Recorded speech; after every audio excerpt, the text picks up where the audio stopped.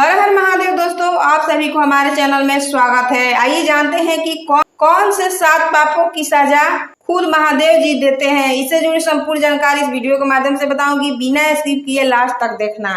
हिंदू धर्म में कुछ पुराण शास्त्र और ग्रंथ है जो कि व्यक्ति को सही मार्ग पर चलने के लिए प्रेरित करते हैं। इन्हीं में से एक शिव पुराण जो कि हर अच्छे बुरे सत्य असत्य के बारे में हमारा मार्गदर्शन करते हैं। इसमें यह भी बताया गया है कि भगवान शिव कब से ज्यादा क्रोधित होते हैं। इसके अनुसार संसार में ऐसे 7 घोर पाप जिनको करने से महादेव अत्यधिक क्रोधित होते हैं और कठोर दंड देते हैं। शिव पुराण में बताया गया है कि इस 7 में से कोई एक भी पाप करने का महाकाल स्वयं दंड देते हैं। ऐसे व्यक्ति का जीवन नरक के समान हो जाता है और उसे किसी भी कार्य में सफलता नहीं प्राप्त होती है। तो आइए जानते हैं कि कौन से है ये 7 पाप। बुरी सोच या दुर्भावना, अपने ही भले अपने कर्म या वचन से किसी को नुकसान न पहुंचाया हो, लेकिन उसके प्रति मन में दुर्भावना रखना भी घोर पाप के समान माना गया है। उसके बारे में बुरा सोचने पर भी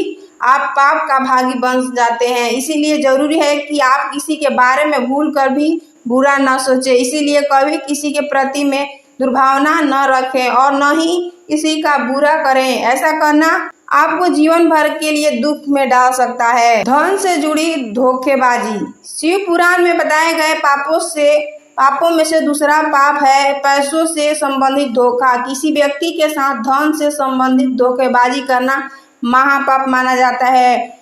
बहुत से लोग लालच आने पर अपने सगे संबंधियों को ठग लेते हैं। किसी भी व्यक्ति को धन संपत्ति के प्रति बुरी नजर रखना आपको पाप का भागीदार बना सकता है। कोई भी व्यक्ति अपने मेहनत और लगन से धन एकत्र करता है और उसके पैसों के साथ हेरा फेरी करना बहुत ही बुरा काम है। ऐसा करने से आपको मरणोपरांत नरक में स्थान मिलता है।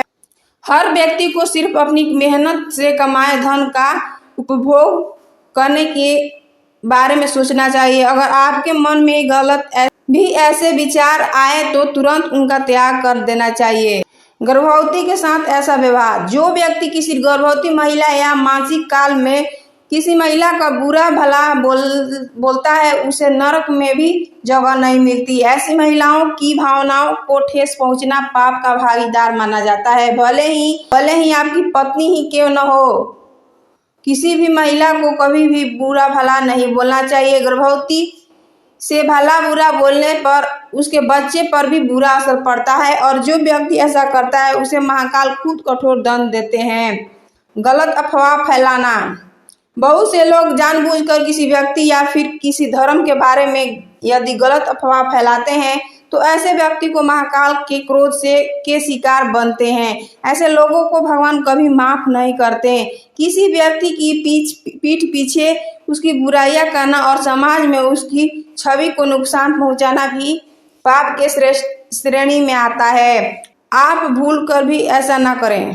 धर्म के खिलाफ काम करना, जो व्यक्ति धर्म के खिलाफ अपनी मर्जी से काम करता है वह भी पाप का भागीदार कहलाता है। जो मनुष्य धर्म से वर्जित बताई गई चीजों का सेवन करता है उसे स्वयं महाकाल कठोर दंड देते हैं। ऐसे कोई कार्य करना जिन्हें धर्म में स्वीकृत कार्य पाप कहलाता है। और अगर आप चाहते हैं कि आपको नरक में न जाना पड़े तो आपको ऐसे कार्य से दूर रहना चाहिए।